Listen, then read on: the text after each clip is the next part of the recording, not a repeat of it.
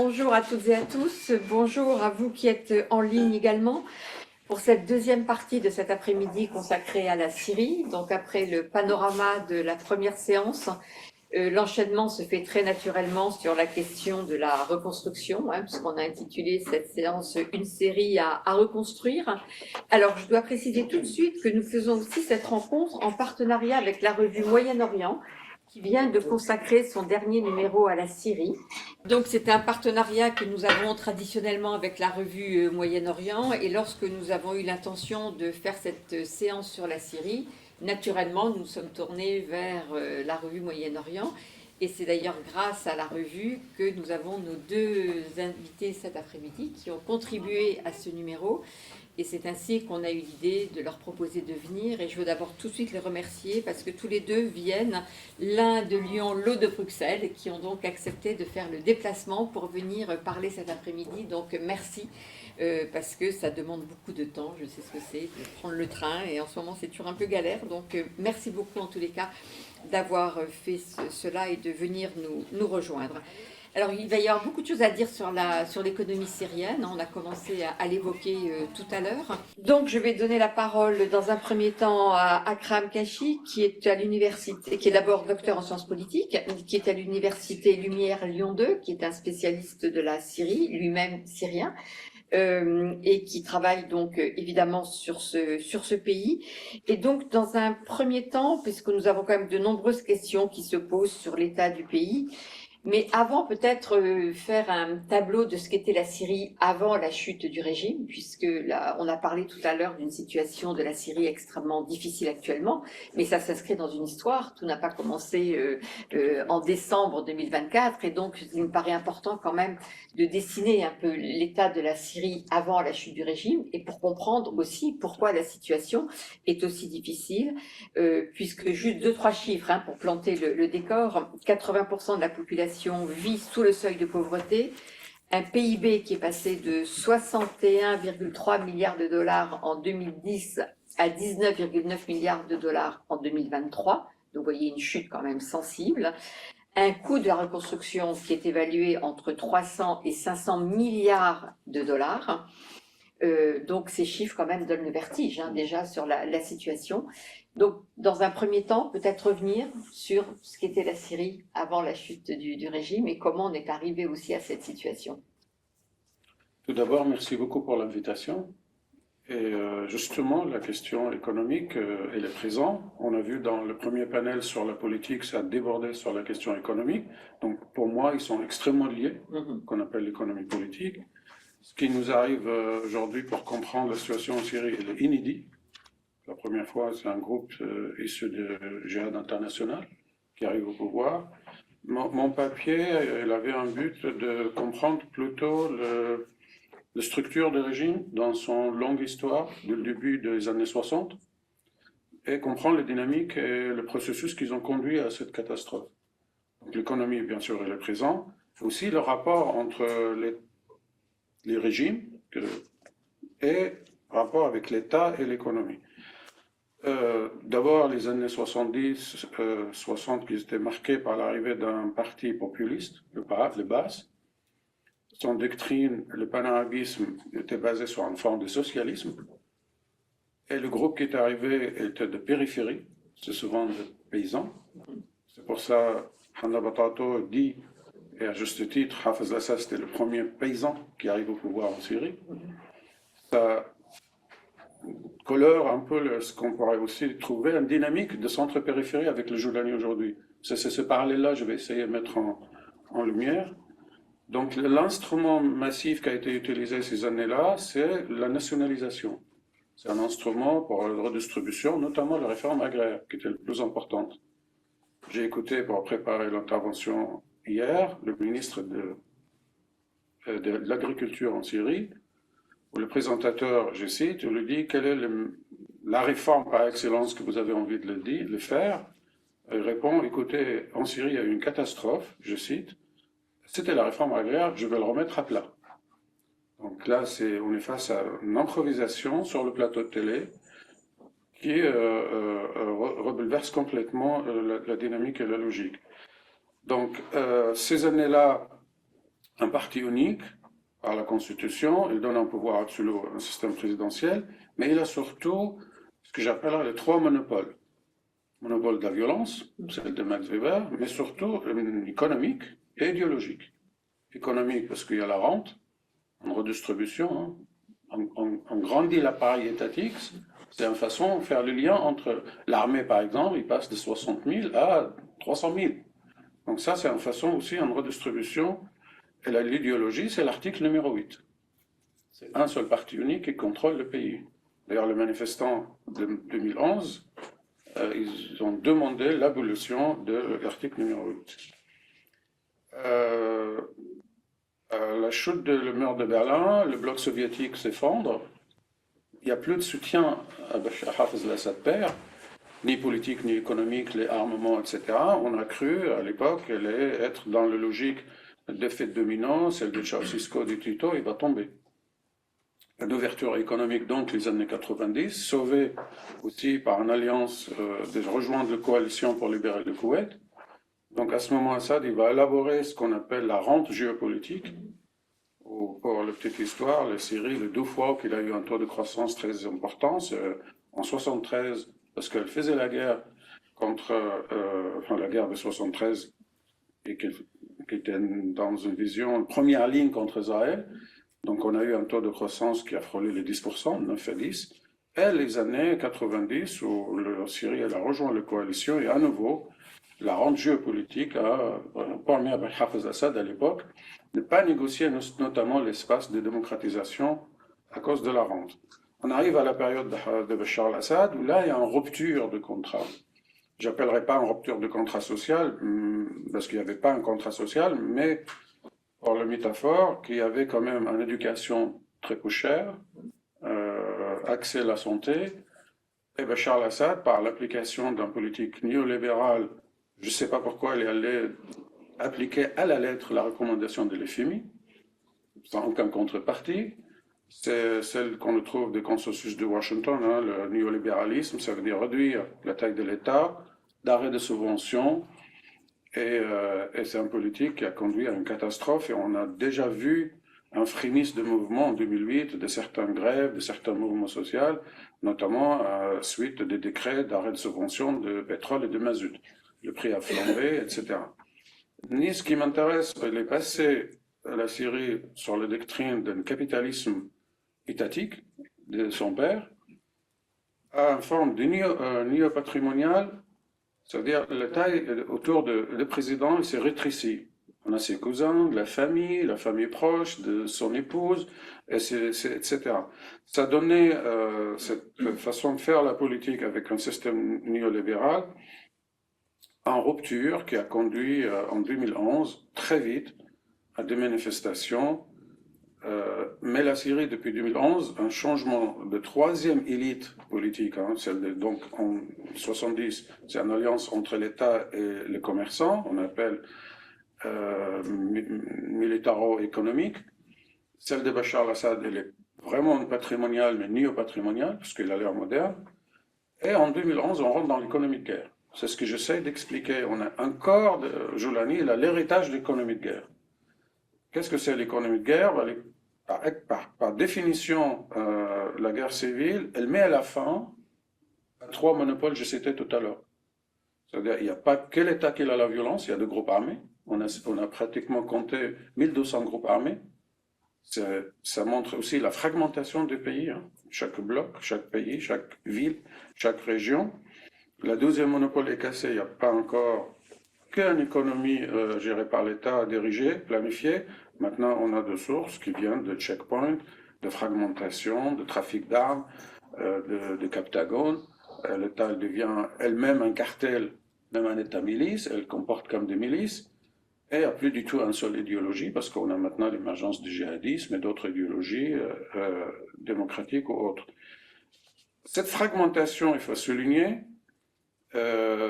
conduit à maintenant de plusieurs marchés, un chômage de masse massif, parce que tous les efforts ils sont dirigés vers la guerre, et cette masse de chômeurs, ils se retrouvent dans le groupe armé. Oui, ça c'est extrêmement important, et l'émergence qu'on appelle l'économie de la violence et des princes de guerre. Pour le récompenser, c'est quelques qui sont émergés, notamment le frère Katorji par exemple, ils sont devenus députés. Donc on met une cravate, hein, c'est à la mode. Bon, ils n'avaient pas de barbe à l'époque. En tout cas, ce qu'on peut imaginer, c'est là où il faut poser la question, Bachar al-Assad, sur le papier, techniquement, en 2017-19, il a gagné la guerre. On a commencé à l'intégrer, Ligue arabe, les ambassades s'ouvrent, hein, l'Italie, la France, elle commence à négocier, etc. Trois points à citer qui ont conduit vraiment à l'effondrement du régime sur lui-même. D'abord, le Covid était extrêmement fort, qui a montré la fragilité du système de santé en Syrie, notamment à cause des sanctions, et mon collègue Benjamin il va parler tout à l'heure, qu'ils ont touché notamment les hôpitaux et de manière extrêmement forte. La deuxième crise, c'est la crise au Liban, la crise bancaire. Le régime a admis qu'il a perdu entre 30 et 40 milliards d'euros. Il avait encore des hommes d'affaires, des sociétés qui travaillent pour lui, pour contourner les sanctions économiques notamment. Et cette crise a montré sa fragilité. Et la troisième, et j'ai envie de vraiment insister sur sa façon de se comporter vis-à-vis du milieu économique, notamment les hommes d'affaires autour de lui. Parce que notre collègue Vahabi, qui travaille sur l'Iran, il nous donne un concept assez intéressant, ce qui s'appelle la destruction par la coordination. Je cite, c'est le chantage, le menace, la capacité de nuisance et la prédation sur l'économie. En fait, c'est ça qui a conduit que même les hommes d'affaires qui sont proches du régime, ils n'avaient plus du tout le moyen, les capacités de continuer à travailler dans ces conditions-là, qu'on a vu, hein, même notamment Hamcho qui a commencé à partir, et là, maintenant, on a programmé Makhlouf, mais on a Hamcho toujours, donc il est revenu par les négociations avec le Joulani. Donc, maintenant, on arrive à cette légitimité à Joulani. Il y a deux visions, et je me permets d'avoir deux minutes pour les clarifier.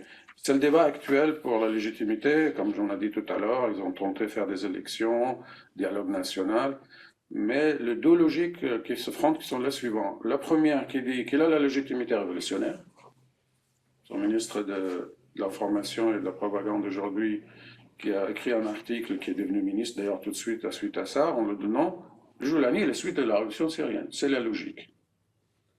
Et l'autre, qui contredit ce qui a été dit tout à l'heure sur la question politique, il dit qu'il n'avait pas la légitimité, justement parce qu'il est arrivé par un accord géopolitique, hein, ce qui s'est passé à Doha, les Russes, les Iraniens, les Turcs qui se sont réunis, il y a des coups de fil qui sont passés, on le permet d'arriver à Damas, et la Syrie, le régime de Bachar al-Assad, c'est un dommage collatéral que j'appellerais, parce que c'est Netanyahu qui a décidé de casser l'axe de résistance. Joulani récupère en disant, vous voyez, j'ai repoussé l'Iran, maintenant, et que son discours de mosquée de Mayad, il est dans ce sens, en disant, pays de Golfe, maintenant, je vais écarter cette-là, la rente géopolitique, elle pourra revenir par l'investissement des Qatar et l'Arabie Saoudite, à nouveau. Donc, que Netanyahu qui a décidé de casser l'axe de résistance, donc le régime Assad s'est effondré sur lui-même, et aujourd'hui le Joulani, ce que j'appellerais inédit, il n'a pas de contre-pouvoir, notamment il n'a pas un ancien régime. Donc il n'a pas de contre-révolution. Ce n'est pas le cas de Sisi, enfin le Morsi à l'époque, on a vu dans les autres pays, très vite la contre-révolution s'organise. Deux mots sur le défi que vous m'avez demandé quand même de souligner.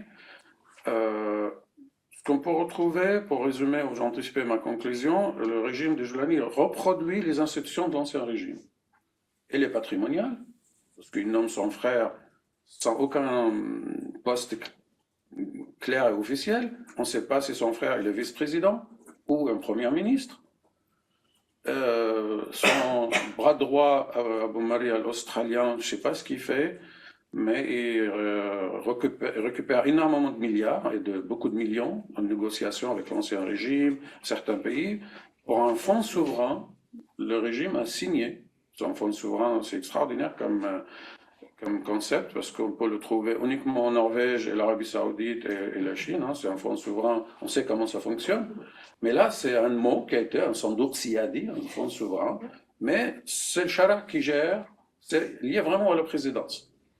Donc ces millions et ces milliards, notre problème avec ça, en tant qu'observateur, il n'y a aucune transparence. On ne sait pas qui gère ça. Et on voit son frère qui préside certains conseils des ministres, qui décide de l'orientation. Et notamment sur cette orientation, on a vraiment une improvisation et on avance dans le brouillard. On ne voit pas très bien. Il y a des reculs, il y a des avancées, il y a des tests, on appelle des ballons lancés comme ça. Mais ce qu'on sait qu'ils l'ont déclaré clairement, ils vont vers le marché libre. Donc un marché libre, admettons, Bachar al-Assad il a parlé en 2005 dans les réformes qu'il a appelé le marché social, hein, sur l'Ijtimaï. En fait, on a eu ni le sourd ni l'Ijtimaï. Nous, les marchés, parce que moi je veux bien, et que j'ai regardé la période où le bloc de l'Est passait vers l'économie de marché, hein, j'ai étudié En fait, ils ont commencé par l'exigence européenne, pour intégrer l'Europe plus tard, l'obligation d'avoir des institutions de marché. Je ne veux pas défendre le marché comme doctrine. On sait que les dégâts qu'ils font pour le chômage, le monopole notamment en capitalisme, etc. Mais admettons, il y a aussi des institutions, lesquelles, des juges indépendants, de transparence, au moins des chiffrages clairs, qui sont les fonctionnaires, qui touchent quoi, etc. Au départ, Joulani elle a refusé la transparence parce que le FMI notamment, il voulait intégrer les institutions syriennes. Au départ, il a dit non, on voit qu'est-ce qui s'est passé en Égypte, on veut être notre indépendance. Et là, on voit depuis une semaine le retour de l'FMI en Syrie. À la Maison Blanche, il y a eu un entretien entre la nouvelle directrice de l'FMI qui permettait 1 milliard d'investissement, 1 milliard de crédits à la Syrie, mais notamment, il demande des chiffrages clairs, des institutions un peu plus transparentes sur la taille de l'État, etc. Quelque chose qui nous permet de comprendre et dire pourquoi il reproduit l'ancien régime. Les institutions d'élèves, ils n'ont toujours pas intégré l'État syrien. Et ça pose de vrais problèmes. Prenons le cas de Sham Cash. Sham Cash, c'est quoi? C'est une application où le fonctionnaire syrien touche leur salaire à partir de cette application. Alors, on sait qu'elle est à Idlib, il est géré par aussi une société qui est plutôt basée en Turquie, et du coup, la Turquie a accès, c'est ce qui touche à la souveraineté de l'État, accès à toutes les données des salariés ou des détails concernant l'État syrien. Donc, aujourd'hui, une deuxième libération de prix de l'énergie, hein, flambé, multiplié par 10, ils l'ont dit tout à l'heure, qui fait que l'inflation a galopé et le prix de téléphonie, le forfait, ils ont augmenté. Alors, en contrepartie, pour apaiser les tensions, ils ont dit, vous voyez, on a baissé le prix de mazout et l'énergie, enfin plutôt le pétrole. Alors, les Syriens, ils vivent aujourd'hui sur l'argent de diaspora, énormément, hein, estimé entre 8 et 7 milliards, probablement 9. Et la deuxième, c'est, je disais, la rente géopolitique, hein, il y a beaucoup d'investissements, de promesses d'investissement, il n'y en a pas encore des millions qui sont tombés, par le blocage notamment de sanctions qui ne sont pas encore levées, et je laisse mon collègue de développer. Merci pour ce rappel, parce que je pense que c'était important de voir la continuité, finalement. Un héritage. Hein, voilà, de cet héritage qui est aujourd'hui entre les mains de Charest, et de voir comment celui-ci va pouvoir gérer cet héritage. Donc maintenant, je vais donner la parole à Benjamin Feff, qui est un spécialiste de la Syrie, de l'économie aussi syrienne, qui travaille pour un cabinet d'analystes néo-zélandais. Alors ça m'a un peu intrigué que la Nouvelle-Zélande s'intéresse à la région, mais voilà, et donc vous travaillez pour ce cabinet, et donc vous avez travaillé sur l'économie et aussi en particulier sur la question des sanctions. Donc votre propos va nous éclairer justement cette question des sanctions, parce qu'on en parle beaucoup dans la presse, hein, en disant que les Américains ont levé les sanctions, que les Européens l'ont levé. J'ai cru comprendre que c'était plus compliqué que ça, et donc je pense qu'on a besoin d'avoir votre éclairage et puis votre vision aussi à partir de ce que vient de dire Akram, comment vous aussi vous voyez la situation. Oui. Alors du coup, je tiens à remercier d'abord Guillermo et Yasmina de nous avoir invités. Vraiment, merci pour cette opportunité. Et aussi, je tiens à remercier le magazine des Moyen-Orient de m'avoir permis d'écrire un article dans la revue. Donc l'article que j'ai écrit, en fait, s'intitule « Sanctions contre la Syrie, la levée partielle d'un isolement systémique ». Donc dans ce titre, il y a deux éléments donc clés, la levée partielle et l'isolement systémique. Donc, à partir de là, je vais juste revenir un peu dans le temps pour parler un peu de l'histoire des sanctions qui ont été imposées sur la Syrie. Donc bon, je vais pas perdre trop de temps là-dedans, mais faut savoir que en fait la Syrie, ça fait plus d'une quarantaine d'années qu'elle est sous sanctions. Donc les sanctions ont commencé en 1979 donc quand les États-Unis ont désigné la Syrie comme étant un État soutenant le terrorisme, donc en raison du soutien de Damas aux groupes des groupes non étatiques palestiniens et anti-israéliens. Et donc là d'ailleurs je tiens à juste clarifier ce que j'ai écrit dans l'article, où petite erreur malheureusement, je mentionne que voilà, ces sanctions ont été imposées en raison de l'appui supposé de Damas au Hezbollah libanais et au Hamas palestinien. Donc malheureusement, en fait, le Hezbollah libanais a été créé en 82 et le Hamas en 87, et les sanctions ont été imposées en 79. Donc pour ceux qui ont remarqué, je m'excuse. Mais voilà, c'est les groupes au final non étatiques palestiniens, les forces anti-israéliennes. Ensuite, 2003, 25 ans plus tard, on a une nouvelle vague de sanctions américaines sur la Syrie, donc appelé en anglais le Syria Accountability and Lebanese Sovereignty Restoration Act. Donc en gros, c'est dans le sillage de l'occupation syrienne du Liban et du soutien de Damas aux forces anti-américaines en Irak que voilà, Washington décide d'imposer ces sanctions. Grosso modo, ces sanctions empêchent la Syrie d'acheter d'équipements militaires, forcément américains et même au-delà des États-Unis. On a aussi d'autres sanctions qui sont imposées qui empêchent les Américains, les États-Unis d'exporter des produits vers la Syrie. Mais au final, voilà, ces sanctions jusqu'en 2003-2004 n'isolent pas la Syrie tant que ça. Je veux dire, voilà, on a ces sanctions, mais d'un point de vue politique, par exemple, les Européens, dans le milieu des années 2000, jusqu'à la fin des années 2000, sont très contents de traiter avec la Syrie. Hein. D'ailleurs, il y a un accord d'association qui avait été paraphé entre voilà, la Syrie et l'Union européenne. En 2008, on a même la Syrie qui rejoint l'Union pour la Méditerranée, sous l'initiative du président français Nicolas Sarkozy.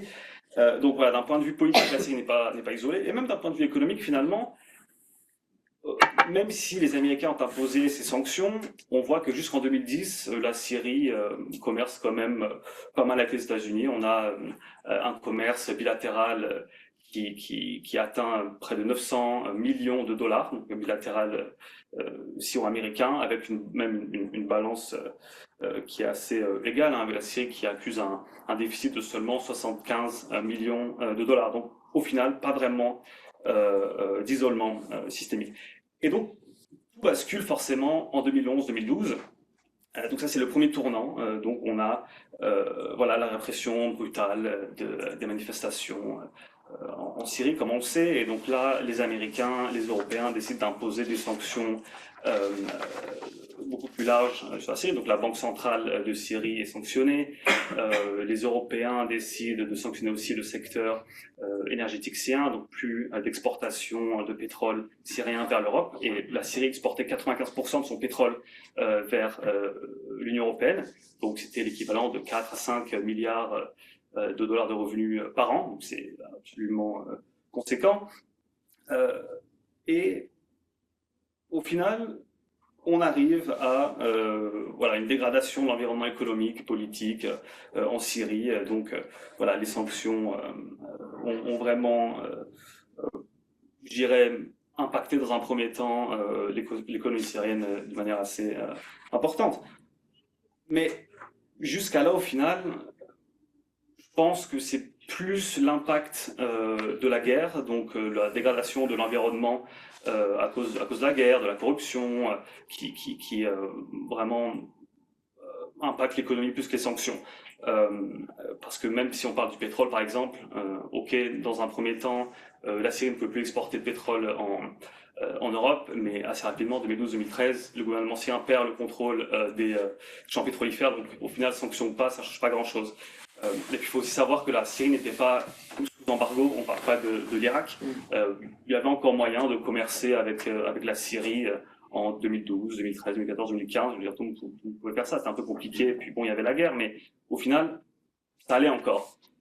Cependant, deuxième tournant post-2011 par rapport aux sanctions, c'est la loi César, du coup, qui est votée et puis qui est appliquée à partir de 2020. Et donc, cette loi César apporte un nouvel élément aux sanctions SIAN. Donc maintenant, on a un élément d'extraterritorialité, pardon, c'est-à-dire comment les sanctions américaines sont applicables aux entités non américaines, commerçant avec la Syrie ou investissant en Syrie, ce qui donc conduit au retrait de certaines entreprises, voilà, libanaises, même européennes, enfin, arabes, asiatiques, etc. Parce qu'il y avait encore quelques entreprises, mais là, à partir de 2020, elles quittent la Syrie. Et aussi, cette loi César cible des secteurs clés comme l'énergie, le bâtiment, l'aviation. Donc des secteurs très importants, surtout que à cette période-là, 2019-2020, enfin, on a évoqué un peu plus tôt, voilà, le régime de Bachar Assad avait gagné la guerre en 2017-2018. Et puis, au final, il y avait une sorte de reprise économique à partir de ces années-là. Donc, je pense, alors bon, c'est très difficile d'avoir des estimations, mais il y a des experts qui disent que même que le PIB syrien aurait augmenté de 1% en 2018-2019, donc avant l'imposition de la loi César. Et bon, évidemment, ça change tout. À partir de 2019-2020, comme mon collègue l'a mentionné, c'est la crise économique. La Syrie s'effondre. Donc, il y a la crise libanaise, il y a le Covid, il y a César, il y a la dévaluation de la livre syrienne. Et donc, voilà un peu le tableau avant le 8 décembre. Donc, un pays qui est totalement isolé, plus personne n'investit en Syrie, un pays qui est complètement à terre. Le 8 décembre 2024, nouveau gouvernement d'affaires courantes dans un premier temps, gouvernement intérimaire ensuite, et une rhétorique qui change totalement. Donc on a une ouverture, une politique d'ouverture internationale et qui d'ailleurs fonctionne. Très rapidement, on parle de suspendre les sanctions européennes, américaines, et c'est ce qui est fait en partie en février et mars 2025. Donc les Américains publie une licence générale, je pense à la licence générale 24 ou 25, qui suspend quelques sanctions. Les Européens font pareil. Mais, alors, beaucoup de personnes célèbrent, les Syriens célèbrent, tout le monde fait la fête à Damas, tout le monde est très optimiste, mais au final, on se rend compte que c'est pas suffisant. Parce que on a suspendu quelques sanctions, mais la loi César reste. La loi César n'a pas été suspendue, et c'est vraiment là, en fait, que c'est là que le bas blesse.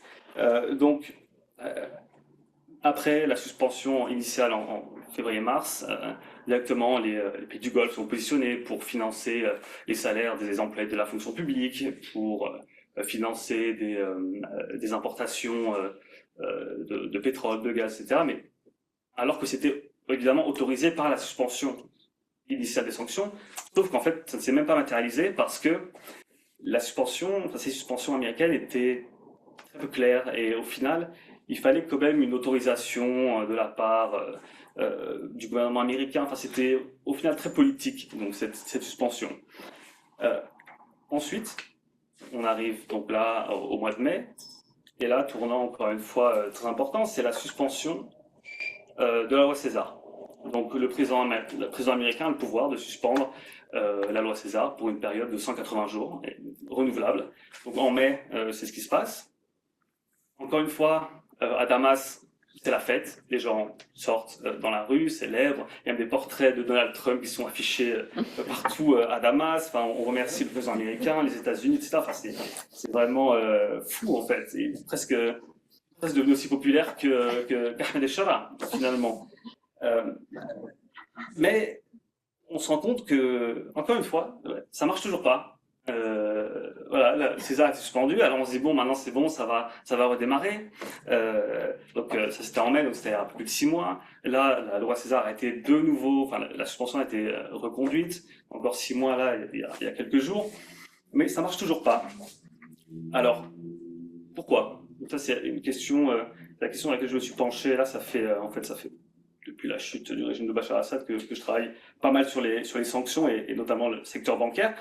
Et on voit qu'il y a 2 facteurs structurels majeurs qui empêchent le redressement de l'économie syrienne. Bon, il y en a plus que 2, mais les 2 principaux pour moi, ce sont d'abord que les sanctions, comme je l'ai dit, n'ont été que suspendues et pas levées définitivement.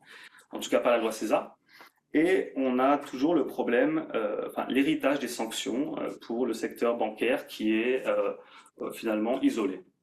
Donc, en ce qui concerne le premier point sur la suspension des sanctions, bah voilà, en fait, la loi César est toujours là, et en fait, au niveau enfin, c'est suspendu pour 6 mois. Donc, si quelqu'un veut investir en Syrie, des investissements conséquents dans des secteurs tels que le gaz ou le pétrole, par exemple, en fait, il faut plus que 6 mois pour pouvoir enfin, pour que ces projets et ces investissements voient le jour. Donc, si on ne sait pas si dans 6 mois les sanctions seront réimposées, en fait, très difficile d'investir.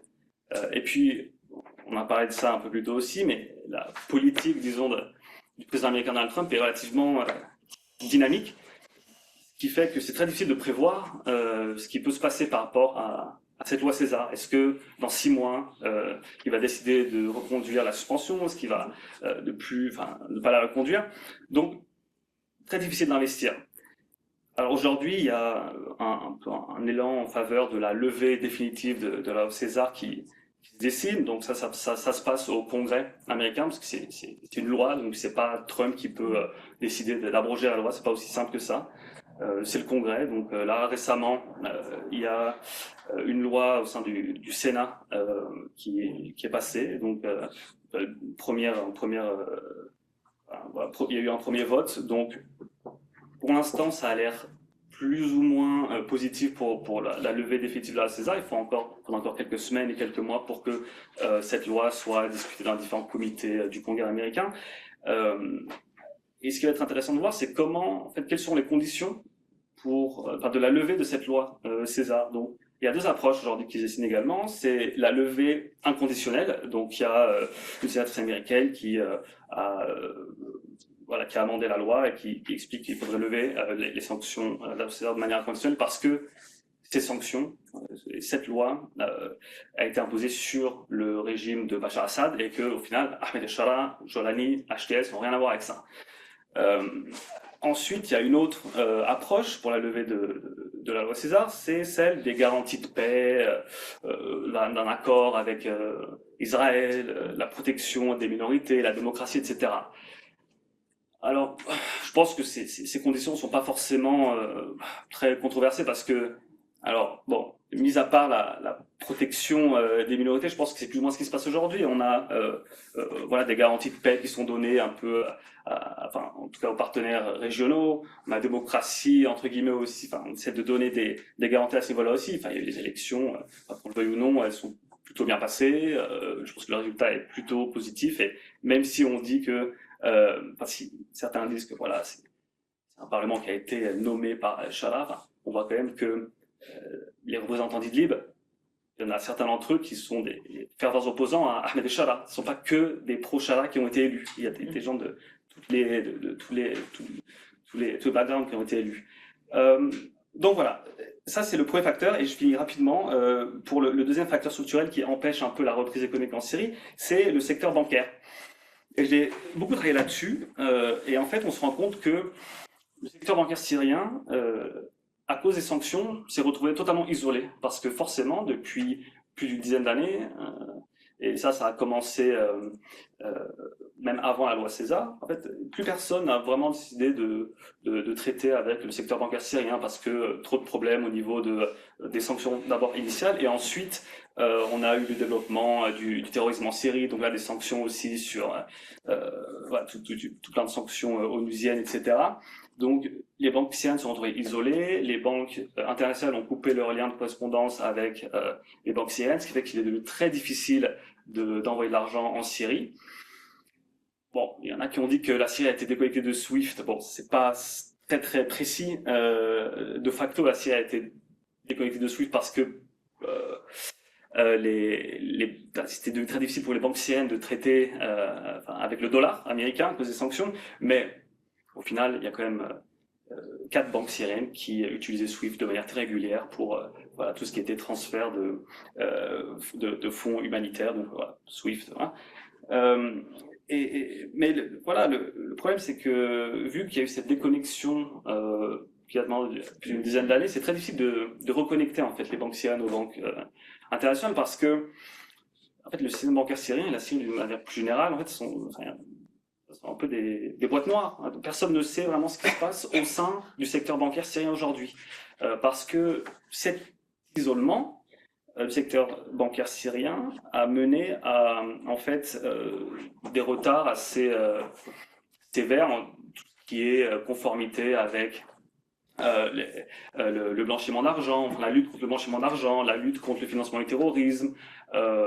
On a des groupes internationaux, des organisations internationales telles que le GAFI qui n'est pas allé en Syrie depuis des années. Donc personne n'a vraiment pu évaluer, enfin, aucun acteur externe n'a pu évaluer le secteur bancaire syrien voilà, depuis plus des années. Donc c'est pas si simple que ça de renouer des liens de correspondance. Je veux dire, les banques aujourd'hui internationales, pas la Syrie, c'est super compliqué. Enfin, il faut faire du due diligence, des audits, etc. C'est très coûteux.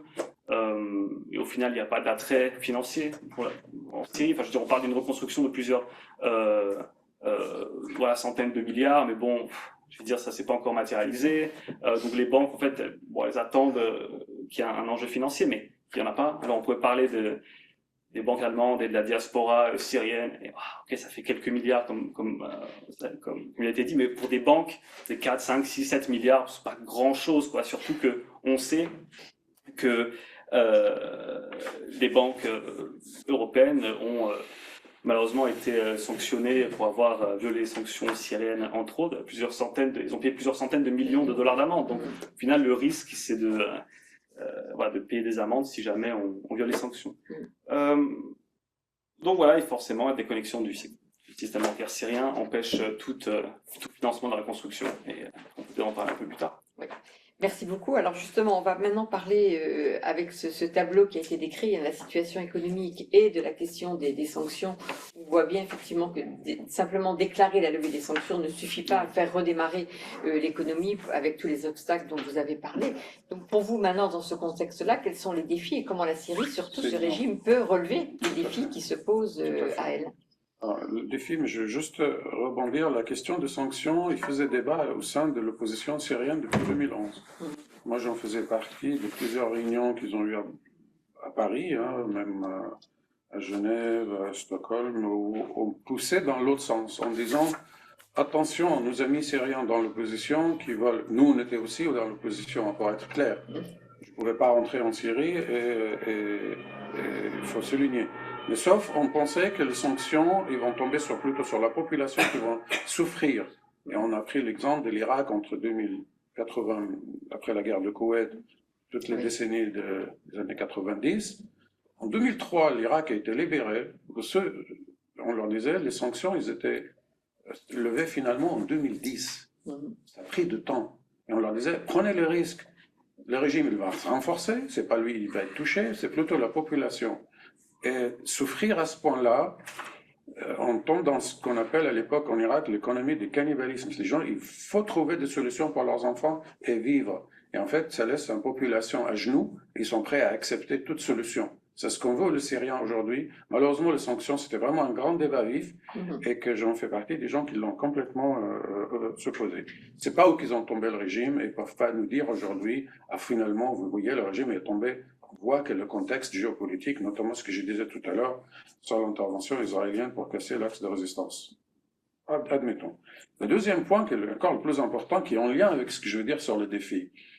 Le massacre de Soueda et de la côte, ils ont mis la Syrie sur une décision du Conseil des Nations Unies, du Conseil de sécurité qui s'appelle 2799, il y a quelques semaines, qui reprend celle de 2015, qui s'appelle le 2254. La résolution des Nations Unies de 2254 a été signée par les régimes, par les Russes et par tout le reste, les Américains, les Européens, etc. Qu'est-ce qui dit ce décret, cette résolution, merci pour le mot que je cherche. Période de transition claire, en fait. On tourne autour de l'agenda politique tout à l'heure, et ces deux résolutions, ils n'étaient pas prononcées. En fait, l'agenda pour le Joulani qui veut éviter, il l'a dit, moi, ça ne me concerne pas, 2254. La société civile syrienne aujourd'hui, ou le peu qui reste de quelques organisations, de quelques plateformes, font rappel quotidien en disant, rentrons dans ce qui était écrit dans cette résolution, l'agenda est clair, tout a été dessiné. 8 mois de transition pour écrire une constitution, 8 mois pour préparer des élections législatives, 8 mois après, ça prendra à peu près 2 ans. Et lui, il ne vous a absolument pas prononcé le mot démocratie, ni cette résolution.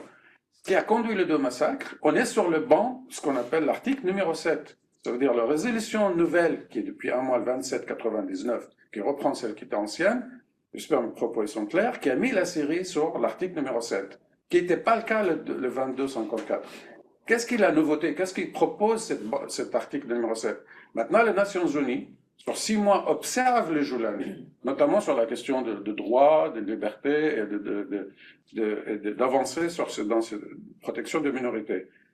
L'article, ils ont l'obligation, avec des leviers de sanctions, même militaires et autres, permettre à les Nations Unies d'intervenir cette fois, que ce n'était pas le cas avant.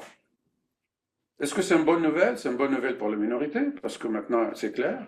Mais est-ce que c'est une bonne nouvelle aussi pour le défi qui attend l'économie? En fait, ce que j'essaye de dire, non seulement que ces élections qui c'était un massacre, une mascarade, mais en fait, de facto qu'il a des casseroles, par son origine et par son passé djihadiste, la Syrie, les citoyens syriens payent aujourd'hui en disant il a ce passé, etc. Nous, on aurait bien aimé tourner la page et rentrer dans la transition qui a été dessinée. Il y a de force. Et dire qu'il n'y a pas d'alternative, en fait, lui qu'il était un alternative qu'ils l'ont préparé depuis 2 ans. Hier, on a vu une invitation de Menaf Atlas à Paris pour faire une conférence et plus tard, quelques semaines après, en Turquie, invité par Erdogan, pour dire à Joulani, il y a une autre alternative qui se prépare, attention. Donc vous voyez, l'alternative, elle est là. Mais les défis, prenons secteur par secteur, et j'y vais vraiment très vite sur le secteur, par exemple, de l'industrie. On a perdu de compétences, a été démantelé toutes les usines d'Alep vers le nord, à Gaziantep. Le coût de l'énergie, aujourd'hui, vu comment ils ont multiplié par 10 l'électricité, il n'y a aucune compétitivité pour un investisseur syrien.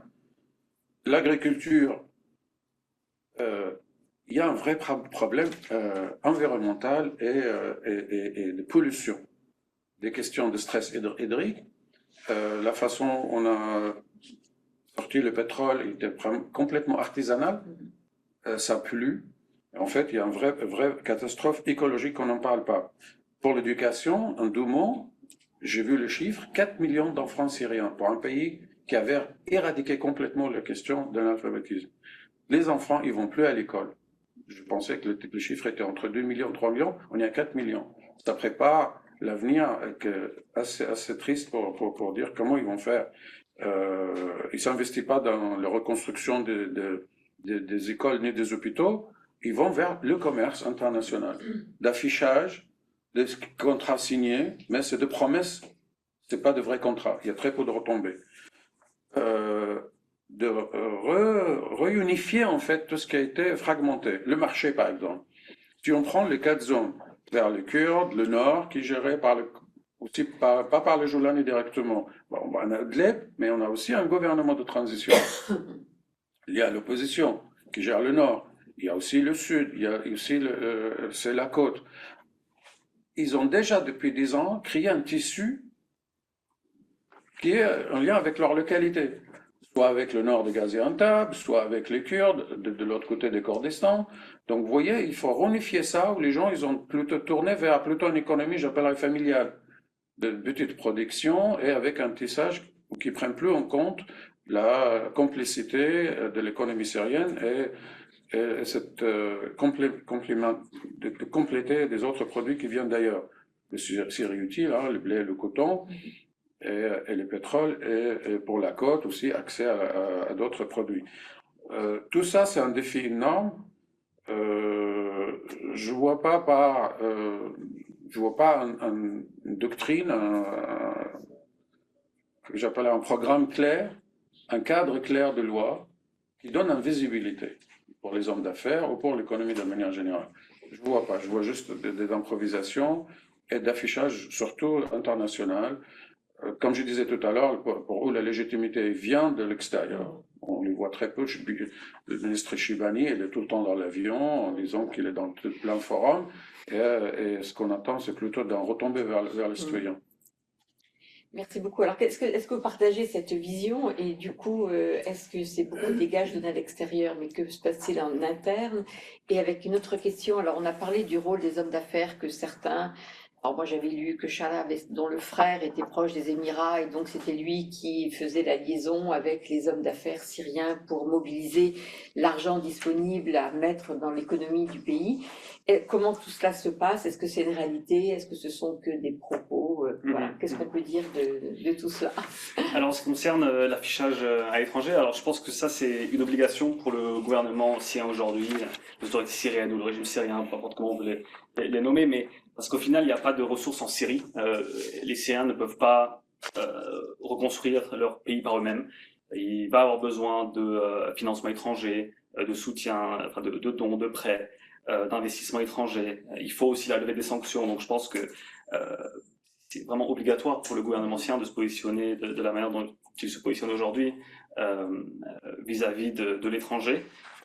Et d'ailleurs, je pense que ils le font très bien. Je pense que tout le monde est d'accord sur le fait que voilà, le gouvernement syrien aujourd'hui à l'étranger agit de manière... Enfin, en tout cas, ils arrivent à leur fin.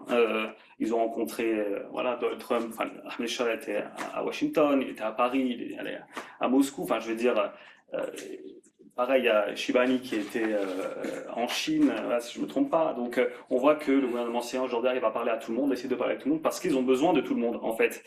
Que ça soit pour voilà, l'aide, le soutien à la reconstruction, l'aide humanitaire, etc. Mais aussi, un point qui est important, c'est même pour la levée des sanctions. Alors, on a parlé de la loi César, donc ça, ils s'en occupent via leur contact avec le gouvernement américain. Mais il y a aussi les sanctions onusiennes sur HTS. Alors, là, les sanctions sur Ahmed Shara en tant que personne et sur Anas Khattab, le ministre de l'Intérieur, ont été levées là, il y a quelques jours. Mais il reste encore les sanctions onusiennes sur le groupe HTS en tant que tel. Et donc, le seul moyen de lever ces sanctions, c'est que ce soit par un vote et une résolution du Conseil de sécurité des Nations Unies. Donc, c'est aussi pour ça que le gouvernement syrien est obligé de parler avec tout le monde, et même les Chinois. Et en fait, le dialogue avec les Chinois est relativement... il n'est pas évident parce qu'il y a aussi la question des combattants étrangers, dont on a parlé un peu plus tôt, donc les combattants ouïghours, enfin, alors, bon, je ne veux pas faire de gaffe politique, mais c'est-à-dire du Turkestan oriental, c'est ça donc, ou du Xinjiang. Donc voilà, ça c'est une question, c'est savoir qu'est-ce qu'on fait avec ces combattants étrangers. Alors forcément, il y a la Chine qui veut que ces combattants soient neutralisés, soient mis en prison, etc. Mais le gouvernement syrien ne peut pas faire ça aujourd'hui, on ne peut pas simplement neutraliser les combattants étrangers. Ça marche pour les combattants ouïghours, mais aussi pour les combattants même français. Voilà, parce que nous, forcément, en France, on ne veut pas non plus de ces combattants, on ne veut pas qu'ils reviennent, on ne veut pas qu'ils soient un risque pour nous. Donc comment est-ce qu'on les gère, on les neutralise entre guillemets. Donc ça va devoir passer par, à mon avis, un désarmement et une naturalisation. Donc voilà, le positionnement par rapport à l'étranger, voilà. De mon point de vue, il est convenable pour la situation actuelle. Et en interne, le problème, c'est que d'un point de vue économique, le gouvernement ne peut pas faire grand-chose, vu qu'il n'y a pas d'argent. Pas d'argent, tous les systèmes sont en cours de restructuration, de reconstruction, il n'y a même pas encore de budget. Je pense qu'il y a aussi un manque de compétences de la part des nouvelles autorités. Ils sont arrivés, parce que gérer une poche dans le nord-ouest de la Syrie et gérer un pays entier, plus ou moins, c'est pas la même chose. On a parlé tout à l'heure des employés de la fonction publique qui sont virés, qui sont réintégrés, puis c'est aussi de réintégrer les employés qui avaient été virés à l'époque par le gouvernement de Bachar al-Assad, parce que les employés soutenaient la révolution, etc. Donc il y a il se passe plein de choses et de manière assez confuse, parce que je pense que le gouvernement ne sait pas comment agir. Il y a un manque de compétences, un manque de ressources humaines aussi. Je veux dire, ils ont envie de faire plein de choses, mais ils peuvent pas parce qu'ils ont pas le temps, ils ont pas l'expertise, ils ont pas l'argent. Il y a aussi tout le monde qui vient proposer des solutions. Donc, voilà, Shibani, il est partout à l'étranger, mais il y a autant de monde qui viennent les voir à l'intérieur, quoi. Je veux dire, tous les jours, Ahmed Echala avec une nouvelle délégation, enfin plusieurs délégations, tous les ministres sont super occupés, comme disait Ala Kodmani, plutôt, enfin, tout le monde se pose la question de savoir si on a rencontré Ahmed Echala. Parce qu'en fait, il y a même une blague en Syrie, c'était, il y a plus de personnes qui ont rencontré Ahmed Echala que de personnes qui n'ont pas rencontré Ahmed Echala. Parce que c'était tellement qu'ils voyaient vraiment tout le monde. Donc, voilà, tout ça pour dire que d'un point de vue interne, je pense qu'ils vont avec les moyens du bord. Ils font beaucoup d'erreurs aussi, mais ce qu'on a vu, ce qui a été dit aussi plus tôt, c'est que quand ils font des erreurs et qu'il y a, on voit une réaction du public, ils essayent de corriger, ce qui était totalement impensable à l'époque. D'ailleurs, il y a même eu une guerre, parce que le gouvernement n'a pas voulu bouger. Tandis que là, on voit qu'ils bougent et qu'ils essayent de s'adapter. Alors, c'est aussi très pragmatique, hein, et on voit que le gouvernement teste les limites. Voilà, ils prennent des décisions, ils publient des décrets, etc. Et puis, qui peuvent être un peu controversés, puis tester les limites. Et une fois qu'il y a une réaction négative, ils reculent. Voilà, et puis en ce qui concerne les hommes d'affaires, alors je pense que la stratégie, c'est vrai qu'il n'y a pas une stratégie très claire en ce qui concerne la reconstruction de la Syrie et le redéveloppement économique, mais on voit que le gouvernement syrien tente de relancer l'économie à travers l'investissement étranger. Ce qui, à mon avis, n'est pas une super idée parce que c'est très, c'est conjoncturel aussi. Si tout se passe bien, ok, on peut investir et du coup, on peut retaper le pays, mais si ça se passe mal et donc s'il y a des problèmes sécuritaires, les investisseurs ne viendront pas. Donc voilà, on ne peut pas miser sur une reprise seulement via l'investissement étranger. Il faut que le gouvernement syrien lui-même fasse des efforts, finance ce qu'il faut financer, parce qu'aussi les investissements étrangers financent pas forcément ce dont les Syriens ont besoin aujourd'hui. Oui, alors quand on voit qu'il y a des contrats ou des mémorandums qui sont signés pour redévelopper ou rénover l'aéroport de Damas, c'est pas utile. Enfin, j'ai pris l'avion à Damas, l'aéroport il est pas trop petit. Déjà, il est vide, donc pas besoin. Pareil pour construire des hôtels 5 étoiles à la côte ou je ne sais où, c'est pas utile. Mais le problème, c'est que les investissements qui seraient utiles, en fait, ils rapportent pas d'argent. Donc, construire des ponts en Syrie, ça serait vachement utile, mais on n'investit pas dans les ponts. Donc, par exemple, il y a Matière, l'entreprise française, qui a signé un contrat avec le gouvernement syrien, enfin, un mémorandum pour la reconstruction, le redéveloppement d'une trentaine ou d'une quarantaine de ponts.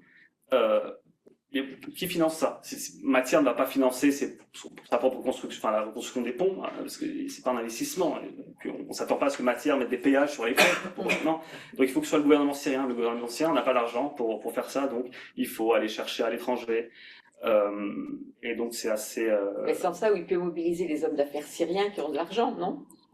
Voilà, c'est ça. Et je pense que c'est une manière pour. Donc là, il y a deux dynamiques. Voilà, c'est que oui, d'un côté, le gouvernement syrien aurait besoin de ces hommes d'affaires, et ces hommes d'affaires ont besoin aussi de se racheter. Donc notamment Hamcho. On a beaucoup parlé de Mohamed Hamcho, qui lui était un des Syriens en Syrie, c'est un des plus riches. Hein, je veux dire, il a un super ranch avec plusieurs dizaines de chevaux, un centre vétérinaire, etc. Enfin, il est milliardaire. Et justement, le but pour ces hommes d'affaires, c'est de faire des accords avec le gouvernement syrien, de payer, de céder certains de leurs actifs et de leurs biens, en contrepartie d'une sorte d'amnistie. Alors, ouais, c'est une stratégie, mais c'est pas, encore une fois, ce sera pas suffisant non plus. Et puis, il faut encore une fois voir comment ces fonds seront gérés. Alors, on a le fonds souverain, qui a été mentionné. C'est encore une fois assez intéressant parce que voilà, normalement, un fonds souverain, c'est quand on a des ressources à exploiter, qu'on peut réinvestir. C'est pas vraiment le cas en Syrie. Et saisir des biens d'hommes d'affaires, je pense que c'est pas une super stratégie sur le long terme. Puis, en plus, on a le fonds de développement aussi. Mais en fait, au final, tout ça reste très opaque pour le moment. On peut aussi dire que c'est parce que c'est le début. Je veux dire, est-ce qu'on peut s'attendre à ce que après quelques mois seulement après la création de ces fonds, on puisse avoir des systèmes mis en place. Alors nous, on a, justement dans l'entreprise avec laquelle je travaille, on a une publication mensuelle qui s'appelle Syrian Figures, on parle de l'économie syrienne, et on a fait un entretien avec le directeur général du fonds de développement syrien, et justement il nous explique que tous ces processus sont en cours de développement, de création, que la Syrie en fait repart vraiment de zéro quand il s'agit de ces fonds-là. Donc voilà, il y a encore pas mal de choses à faire et ça met du temps. Et je pense que malheureusement on essaie de juger la Syrie à travers des standards qui sont peut-être irréalistes pour un pays tel que celui-ci, parce que en fait, la Syrie, on part de rien, quoi. On part de vraiment rien, et on peut pas s'attendre à ce que ça se développe. Voilà, on impose beaucoup de conditions, et alors, on a parlé de néocolonialisme. Tout à l'heure, je sais pas si je suis 100% d'accord avec ça, mais l'idée est là, quoi. Vraiment, on essaie d'imposer des conditions à la Syrie et des standards qui sont peut-être un peu irréalistes, quoi. Il y a une attente forte de la part de la population. Peut-être juste deux mots avant de passer la parole à la salle, parce que le temps file. Je vais essayer de très, dire très bref. Oui. C'est que là où la question, à mon sens, est posée, c'est quel est le rôle de l'État. La question, est-ce qu'il y a vraiment, en disant qu'il y a une idée sur l'économie de marché, on laisse l'équilibre par l'offre de la demande, la main invisible, ou est-ce qu'il y a vraiment, après une crise de 15 ans de guerre civile, on en a dit économie de guerre violent, est-ce qu'il n'y a pas un rôle, au contraire, décisif de l'État, qu'il doit être présent, de protection sociale? Rappelons-vous, après les 4 ans de Deuxième Guerre mondiale, Charles de Gaulle, il instaure en France la protection sociale, nationalise, et une fois qu'il est en bonne santé, on pourrait privatiser. Mais là, on privatise directement. Et ça devient la redistribution par le mot privatisation. Comme je disais tout à l'heure, ils vont remettre en cause la réforme agraire. Et cette privatisation, c'est aussi une façon de redistribution des gens autour de Joulani. Je pense que là, on reproduit un système patrimonial qui a ramené Bachar al-Assad à une crise massive. J'ai peur que si, dans quelque temps, on reproduit le même terrain qui ramène, je ne sais pas si les Syriens ils seront en capacité de faire une deuxième révolution. Mais en tout cas, la crise, elle est là. Je pense qu'il y a une crise structurelle. Le rôle de l'État, il n'est pas encore posé. Je pense qu'il y a nécessité. Je ne suis pas un retour massif, mais en tout cas, là, en plus, c'est aussi, comme le disait Karakolami, c'est un mythe. L'État, elle impose souvent l'économie de marché. L'économie de marché, elle n'est pas naturelle, ce n'est pas un donné naturel. Elle est plutôt au service de l'économie qu'au service de citoyens. J'ai peur que ça soit plus du tout entre les mains des Syriens aujourd'hui, trop d'interventions, beaucoup d'erreurs assez graves qui se sont passées, notamment celle de la crise de Soueda, hein, ça a ouvert les yeux que c'était pas un régime qui était déradicalisé par le haut, comme on nous a dit. Regardez Idlib, comme a été dit tout à l'heure, c'est extraordinaire, ça se passait bien, la gouvernance, etc. Plus qu'on regarde qu'est-ce qui se passe à Idlib, j'écoutais le Joulani avant, il a dit ma différence entre Daesh, où il l'en faut par force, moi je le fais en négociation pragmatique, mais le résultat est le même. Il le dit lui-même, hein, c'est ses mots. Vous pouvez trouver ça sur Internet. Ça veut dire aussi une société bien conservatrice, une économie, un regard des milices, un comportement qui n'a rien d'étatique. Je ne vois pas du tout de structure étatique. Ils sont élargiques à ce qui est institution, ça se passe par l'oral, beaucoup d'oralité entre eux. C'est encore un fonctionnement de milices et en reproduction, ce qu'on a vu hein, pendant la période d'économie de guerre. La question porte comment l'État syrien peut-il récupérer de l'argent quand on sait qu'il ne lève pas l'impôt parce que 80% de la population vit sous le seuil de pauvreté. Donc comment l'État peut retrouver une marge de manœuvre pour pouvoir financer ce qu'il doit financer pour relancer l'économie du pays? C'est ça, j'ai pas trahi votre... Qui veut répondre? Ça va venir dans un premier temps de l'aide internationale.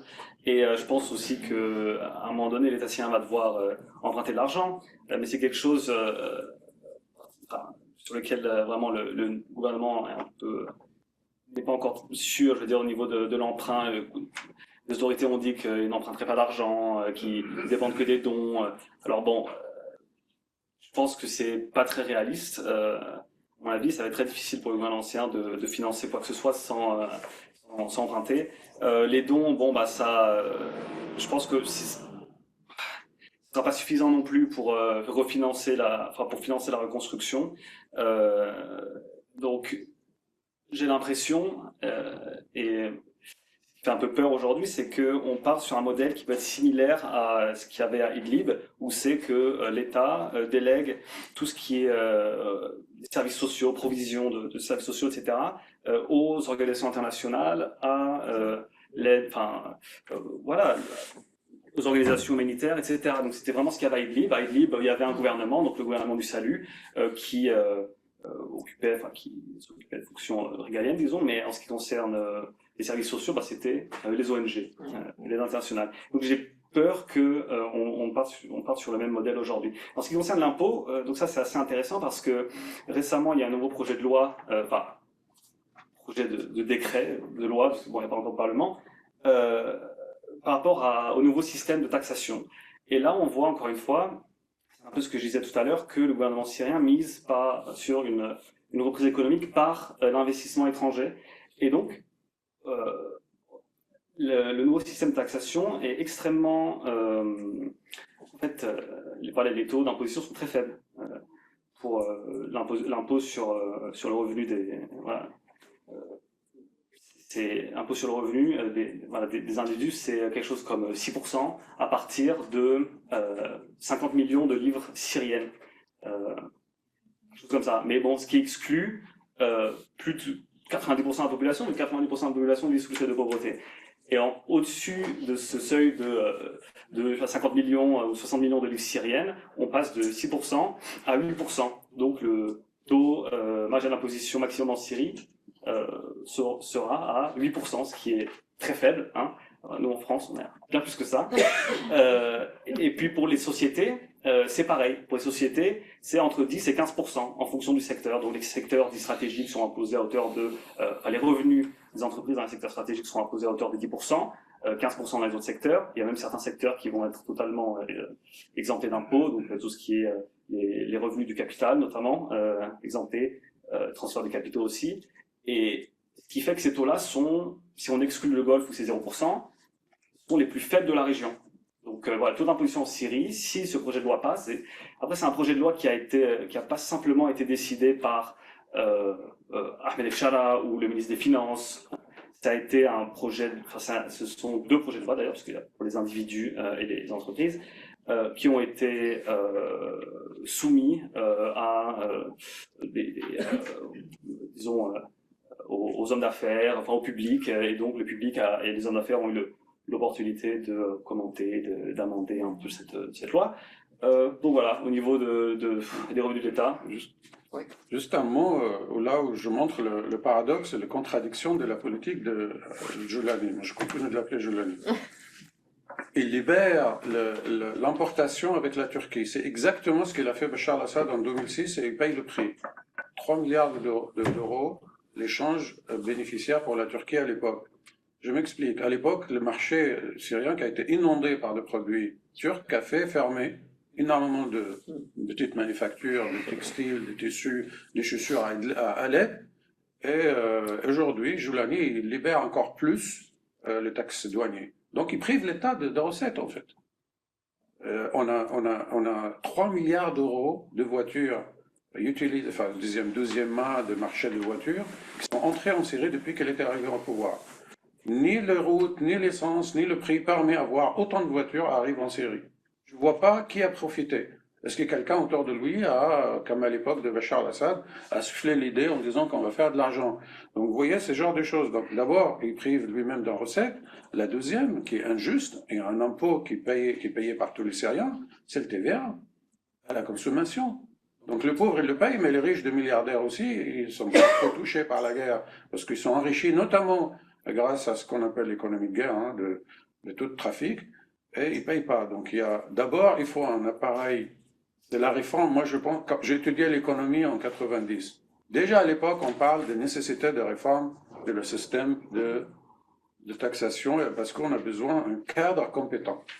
Et c'est ça qui manque. En fait, les débarcisations, on n'apprend rien de l'histoire. Ce qu'ils ont fait, exactement la même chose en Irak, en arrachant le Baas, et aujourd'hui, Joulani, l'ancien régime a évaporé, ils ont licencié 600, ce que je disais dans l'article, le chiffre, il était vraiment assez frappant, et là, ils reviennent sur quelques milliers, ils en ont besoin, 600 000 fonctionnaires qui sont partis, ils ont pris avec aucune compétence, à savoir-faire, avec l'idée de c'est des résidus de l'ancien régime. Maintenant, le mot fouloul, il va tout dire, et on va à la chasse à la sorcière. Et ça paye en disant qu'on a licencié quand même des pompiers. Et je rends hommage à tous les fonctionnaires syriens pendant la guerre. Ils ont continué d'aller à leur travail parce qu'il y a un sentiment de l'État. Il y a aussi une conscience. L'État, il doit être là. Le professeur, l'université, le fonctionnaire, il va à son travail. Ça me rappelle de tous les préfets et les fonctionnaires qui attendaient le retour de Charles de Gaulle en disant on est prêt à reconstruire. Et là, il les a licenciés. Ils touchaient ces gens-là, je regarde leur salaire, entre 18 et 20 dollars. Celles qui arrivent d'Idlib aujourd'hui, pour le privilège qui sont d'Idlib, ils sont entre 200, 300, 400 dollars. Vous voyez, l'écart, il est tellement énorme. En plus, on licencie quelqu'un compétent, ça fait 20 ans qu'il fait la même chose, qu'il accepte le 20 dollars, on lui dit rentrez chez vous. Ça crée vraiment de la frustration, même une forme d'amertume, en fait. Ils ne se sont ni remerciés, ni rien. Et ça, on a l'impression que l'État tire en balle dans le pied, en fait. Je ne peux pas vous dire comment ils vont avoir une recette. Alors, il y a un programme rapidement de Ayman al-Asfari, si vous connaissez un peu ce nom. C'est un grand milliardaire syrien qui a fait fortune à Londres parce qu'il est très présent dans le pétrole, le gaz. Il a proposé, il a rencontré Chara 2 fois à 4 heures. Il lui propose un programme clair d'un agenda d'investissement en disant voilà comment on va voir. Mais les conditions de l'Asfari, qui était à l'époque probablement devenu un premier ministre, ça nous fait penser à Al-Hariri, hein, de retour quelqu'un. Mais admettons. Mais il le dit aussi qu'il faut un partage politique. On revient sur cette idée. Certes, notre deuxième volet il est sur l'économie, mais il est politique par excellence. Et il le dit clairement, il faut que les Syriens se mettent autour d'un table pour discuter de leur avenir. Aujourd'hui, cette fragmentation, il est vraiment, c'est décentralisation, mais en plus, on entend le mot fédéralisme, il faut notre autonomie, il doit protéger, ça complique un peu plus les choses. On a raté le premier mois où il y avait vraiment une volonté des Syriens de construire avec le Joulani quelque chose, mais je pense encore, et j'insiste sur l'idée, structurellement, c'est pas possible. Vraiment pour être objectif, je regarde le structure, on disait déjà la structure des régimes, à l'ancien régime, depuis les années 60, conduit à des crises de partis uniques, et on le connaît, et celle des néolibérales patrimoniales est conduit à des crises. Aujourd'hui, structurellement, à mon sens, le Joulani nous ramène dans le mur, il ramène le pays avec lui. Bon, il y a une question en ligne, juste rapide en ligne, et après... Dans une étude de Karam Foundation, il a été noté des progrès importants réalisés par le ministère des situations d'urgence et des catastrophes au sujet des munitions et mines personnelles non explosées dans les zones rurales et dans le secteur agricole. Est-ce que vous pouvez donner une idée sur l'ampleur de cette crise et ce qui a été fait pour redresser la situation ? Oui, bon, ça c'est un problème, évidemment, après 14 ans de guerre civile, c'est le problème des mines non explosées à travers la Syrie. Donc, ce qui a été fait pour le moment, c'est... alors malheureusement, c'est assez artisanal, donc ce sont des Syriens qui sont retournés chez eux et qui font ça eux-mêmes, qui tentent de déminer, mais bon, assez régulièrement, on entend, on lit dans les médias justement des personnes qui sont fait tuer par ces mines. Alors il y a le ministère le nom exact en français, le ministère des urgences, c'est ça, enfin, qui déminent aussi, donc c'est des anciens casques blancs, disons, Non, ouais. qui déminent et qui font un travail vraiment formidable, mais encore une fois, il n'y a pas assez de ressources.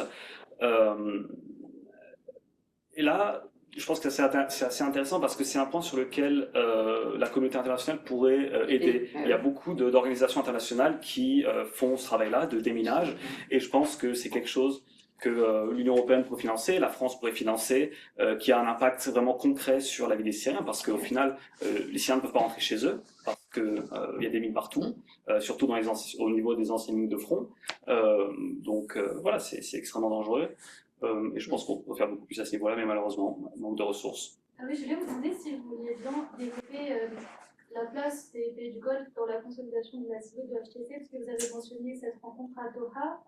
Et aussi, j'ai vu que, genre, de manière assez récente, la production des raffineries de pétrole de l'administration autonome est bloquée. Les camions citernes sont à l'arrêt. Et du coup, j'avais vu que l'Arabie Saoudite abreuvé, comment dire, envoyé du pétrole en Syrie. Et du coup, voilà, je voulais juste, si vous pouviez développer la place des pays du Golfe dans la situation. Place des pays du Golfe. Le place, il est ambigu parce que en grande partie, le Qatar, à l'époque, sont responsables quand même des financements des groupes djihadistes qui ont fait éclater le pays. Personne ne souligne leur financement aussi d'un parti de l'opposition. Et le groupe armé, ils ne sont pas tout seuls. Il y a aussi des intellectuels, il y a aussi des groupes de recherche, il y a aussi des médias. Et aujourd'hui, ils ne sont pas des associations caritatives. On voit que le Qatar, quand ils ont signé, surtout sur le secteur de l'énergie, ça explique l'augmentation de prix, parce qu'ils ne vont pas le faire comme un don. Et le prix, elle va être aligné aussi sur le coût et le prix international. Aucun Syrien qui est capable de le payer. Hein. Leur revenu de $2 par jour, c'est une pauvreté profonde. Donc, c'est ça qu'on fantasme sur l'investissement. C'est plus du tout, on est plus du tout des années 60. On peut dire, pour des raisons idéologiques, la guerre en Syrie contre Israël de 73, on peut verser 3-6 milliards, à l'époque c'était colossal, on peut le donner comme un dos. On voit qu'il y a des contrats signés avec des sociétés privées, j'insiste. Donc c'est une logique de rentabilité. Ça c'est une première chose, donc ça c'est un secteur privé qui est... Et la deuxième, oui, le pétrole, ils ont envoyé, donc on sait, en fait, le dossier, je l'ai regardé ce matin, je ne sais pas exactement est-ce que la raffinerie de Homs continue de fonctionner ou pas. J'ai entendu les choses de leur contraire, en disant non, finalement, ce qui était envoyé par l'Arabie Saoudite, elle va être raffinée, ça va sortir. Et notamment, on obtient l'accord avec le parti kurde, qui renvoie à peu près 15 000 à 30 000 barils par jour, et contrairement à ce qui a été dit, la Syrie, à la fin des années 2010, elle importait du pétrole et de produits de Venezuela et de l'Iran. Elle arrêtait d'exporter. C'était vraiment pour une production qui a été largement augmentée entre 2009 et 2010, où le pétrole, il était pour le marché local. Donc on avait déjà un problème de devises. Mais revenons sur l'affaire, il est beaucoup plus large que ça. Souvent, une guerre civile termine, notamment au Liban ou ailleurs, hein, celle de Balkans, par un compromis historique. On met tout le monde autour d'une table, il y a des observateurs internationaux, on met un commissaire qui reste 20-30 ans, et c'est ça qui permet, ce que je vais reparler encore une fois, de 22-54. Pourquoi on ne l'active pas? Il a des mécanismes connus. Donc ce qui tarde tout ça, c'est une forme de perte de temps, de souffrance pour les Syriens, et on s'enfonce un peu plus. On n'en a vraiment absolument pas besoin. Donc tout ce petit dossier, ils peuvent aussi, on peut le voir de manière, une vision beaucoup plus globale, démarrant un processus politique. Oui. Si je veux juste dire 2-3 mots Bien sur l'énergie et les pays du Golfe.